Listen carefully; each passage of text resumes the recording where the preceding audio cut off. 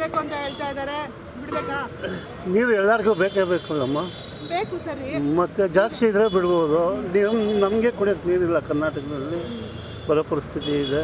ಬೆಳೆಗಳಿಲ್ಲ, ಹಸುಗೆ ದನ ಕರುಗಳಿಗೆ ನೀರಿಲ್ಲ. ಅವರು ಅಧಿಕಾರಿಗಳ ಎ ಸಿ ರೂಮಲ್ಲಿ ಕುತ್ಕೊಂಡು ಅವ್ರು ಬಿಡಿ ಅಂದರೆ ಎಲ್ಲಿಂದ ಬಿಡೋದು?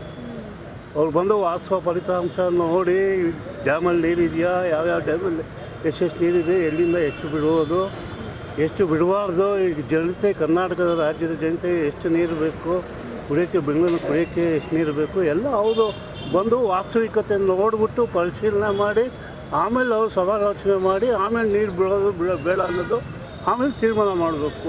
ದಿಲ್ಲಿಯಲ್ಲಿ ಎ ಸಿ ರೂಮಲ್ಲಿ ಕುತ್ಕೊಂಡ್ಬಿಟ್ಟು ಅವ್ರು ಬರೆದುಬಿಟ್ರೆ 3 ಟಿ ಎಮ್ ಸಿ ನೀರು ಬಿಡ್ತೀವಿ, 5 ಟಿ ಎಮ್ ಸಿ ನೀರು ಬಿಡ್ತೀವಿ ಅಂದರೆ ಇಲ್ಲಿ ಇರಬೇಕಲ್ಲ ನೀರು ಬಿಡೋದಕ್ಕೆ, ಮಳೆ ಬರಬೇಕಲ್ಲ. ಲಾಸ್ಟ್ ಇಯರ್ ಮಳೆ ಬಂತು, ಸಿಕ್ಕಾಪಟ್ಟೆ ಜಾಸ್ತಿನೇ ನೀರು ಬಿಟ್ಟರು. ನೀರು ನಾವು ತಡೆದಿಟ್ಕೊಳ್ಳೋಕ್ಕಾಗಲ್ವಲ್ಲ ಕರ್ನಾಟಕದಲ್ಲಿ. ನಾವು ಮೇಲಿದ್ದೀವಿ, ತಮಿಳ್ನಾಡು ಕೆಳಗಡೆ ಇದೆ. ನಾವು ಬೇಡ ಅಂದರೆ ಅಣೆಕಟ್ಟು ಕಟ್ಟಿದ್ರು ಹೋಗ್ತಾನೆ ಇರುತ್ತೆ ನೀರು. ಇಲ್ಲದೇ ಇರೋವಾಗ ಅಡ್ಜಸ್ಟ್ ಮಾಡ್ಕೊಂಡು. ಯಾಕೆ ಸರ್ ಅವರು? ಯಾಕಂದರೆ ಬೆಳೆ ಕೇಳ್ತಾ ಇರೋದವರು ಕುಡಿಯೋದಕ್ಕೆ ಕೇಳ್ತಿಲ್ಲ, ನಮಗೆ ಕುಡಿಯೋದಕ್ಕೆ ಮತ್ತೆ ಕುಡಿಯೋಕ್ಕೆ ನೀರಿಲ್ಲ ನಮಗೆ, ಅವ್ರು ಬೆಳೆಗೆಲ್ಲಿಂದ ಕೊಡೋಕ್ಕಾಗುತ್ತೆ ಹೇಳಿ? ಏನಕ್ಕೆ ಹೀಗೆ ಸುಮ್ಮನೆ ಪದೇ ಖ್ಯಾತೆ ಮಾಡೋಣ ನಮ್ಮನ್ನು? ಮಳೆ ಬರದೇ ಇದ್ದಿದ್ದ ದಿನ ಅವ್ರು ಖ್ಯಾತೆ ಮಾಡೇ ಮಾಡ್ತಾರೆ. ಅವ್ರಿಗೆ ನೀರು ಬೇಕಲ್ಲ, ಬೆಳೆ ಬೆಳಿಬೇಕು, ಕುರುವೆ ಬೆಳೆ ಅಂತ ಬೆಳೀತಾರೆ ಅವರು. ಅದೇ ಸರ್, ಎಣ್ಣೆ ಬೆಳೆಗೆ ಅವ್ರು ಕೇಳ್ತಾ ಇರೋದು. ಈಗ ನಮಗೆ ಅವ್ರು ಕೇಳೋದು ಅವ್ರ ಅಕ್ಕಮ್ಮ ಅವತ್ತಿನ ದೊಡ್ಡವ್ರು ಮಾಡಿದಾರಲ್ಲ, ಇಷ್ಟು ವರ್ಷಕ್ಕೆ ಇಷ್ಟು ಪ್ರಾಧಿಕಾರದಿಂದ ಮಾಡಿಬಿಟ್ಟು ಇಷ್ಟು ವರ್ಷಕ್ಕೆ ಇಷ್ಟು ಟಿ ಎಮ್ ಸಿ ನೀರು ಜೂನ್ ಜುಲೈ ಆಗಸ್ಟಲ್ಲಿ ಇಷ್ಟು ಬಿಡಬೇಕು ಅಂತ ಶಾಸನ ಮಾಡಿ ಬಿಟ್ಬಿಟ್ಟಿದ್ದಾರಲ್ಲ, ಅದ್ರ ಪ್ರಕಾರ ಅವ್ರು ಕೇಳ್ತಾರೆ. ಅವತ್ತು ದೊಡ್ಡವರು, ಅವತ್ತು ಬೆಳೆ, ಅವತ್ತಿನ ಪರಿಸ್ಥಿತಿಗೆ ಮಳೆ ಬೆಳೆ ಎಲ್ಲ ಚೆನ್ನಾಗಿದ್ದು ಬರೋ ನೀರು ನಾವು ತಡೆದಿಟ್ಕೊಳ್ಳೋಕೆ ಜಾಗ ಇಲ್ಲ, ಹೋಗಲಿ ಅಂತ ಹೇಳಿದ್ರು. ಅವ್ರು ಅದನ್ನು ಇವತ್ತಿನ ಕಾಲಕ್ಕೆ ಮಳೆ ಇಲ್ಲ, ಬೆಳೆ ಇಲ್ಲ, ದನಕರುಗಳಿಗೆ ನೀರಿಲ್ಲ, ನಮ್ಮ ಬೆಂಗಳೂರು ಜನಕ್ಕೆ ಕುಡಿಯೋಕ್ಕೆ ನೀರು ಬರುತ್ತೋ ಇಲ್ಲೋ ಗೊತ್ತಿಲ್ಲ. ಇದು ಆಗಸ್ಟ್ ಸೆಪ್ಟೆಂಬರಲ್ಲಿ ಈ ಹೊತ್ತಿನ ದಿನ ಅವ್ರು ಸಭೆ ಮಾಡಿಬಿಟ್ಟು ಬಿಡಿ ಅಂತಂದ್ರೆ ಬಿಡೋಕ್ಕಾಗುತ್ತೆ? ಅವತ್ತಿಂದ ಮಾಡ್ಕೊಂಬಂದಿರೋದಕ್ಕೆ ನಾವು ಇವತ್ತು ತಲೆ ಕೊಡೋದು ಸರಿ. ಯಾಕಂದ್ರೆ ನೀರಿಲ್ಲ ಅಂದಾಗ ನಾವಿಲ್ಲ ಬಣ ಕುಡಿಯೋದಕ್ಕೆ. ಅದನ್ನು ಅವರು ಅರ್ಥ ಮಾಡ್ಕೋಬೇಕು. ನೀರು ಬಿಟ್ಬಿಟ್ಟು ಎಲ್ಲ ಹೋಗೋದು ಅದೇ ಪರಿಸ್ಥಿತಿನೇ. ಅದಕ್ಕೆ ಮಂಡ್ಯದಲ್ಲೇ ಮಧ್ಯಾಹ್ನ ರೋಡು ಚಳುವಳಿ ಮಾಡ್ತಾ ಇದ್ದಾರೆ. ಇನ್ನು ನೋಡೋಣ, ನಾಳಿದ್ದು ಸರ್ವಪಕ್ಷ ಮೀಟಿಂಗ್ ಕರೆದಿದ್ದಾರೆ ಡಿ ಕೆ ಶಿವಕುಮಾರ್. ಅವ್ರು ಏನು ತೀರ್ಮಾನ ಮಾಡ್ತಾರೆ ಅದ್ರ ಮೇಲೆ ಡಿಪೆಂಡ್ ಆಗಿದೆ.